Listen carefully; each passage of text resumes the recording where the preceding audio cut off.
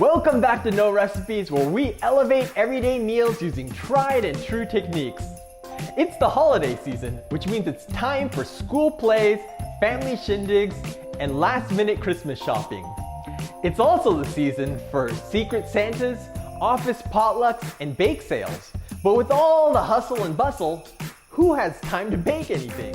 Well, I'm Mark Matsumoto, and today I'm going to show you how I make my peppermint bark. With crispy cornflakes and candy canes held together with marshmallows and white chocolate, it's a fun, no-bake treat that's easy enough to make with the kids. Are you ready? Let's get started. We're gonna be using unsweetened cornflakes, white chocolate, marshmallows, unsalted butter, candy canes, and vanilla extract. The first thing you want to do is crush it. The candy canes, that is. This is also a good time to release some of that pent-up holiday frustration. Rah! Oh, you want some of this? Take that, you delicious pepperminty candy cane. Yeah, that's what I thought.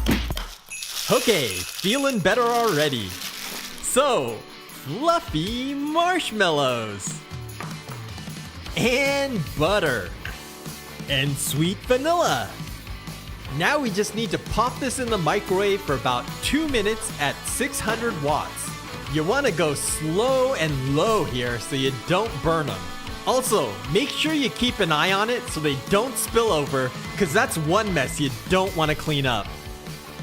Your marshmallows should come out looking something like this. Now I'm just going to mix that together. It's going to look kind of chunky and gross at first. But keep mixing and the butter and marshmallow will come together into a fluffy, sticky cream that'll make you want to use adjectives like silky and luscious and get in my belly. Oh wait, did I just say that out loud? Moving right along. Cornflakes! And Valrhona white chocolate. And of course the candy canes. Don't add them all so we have some to garnish. Now comes the tricky part. You gotta mix this without eating half the bowl or the whole bowl. Are you still with me?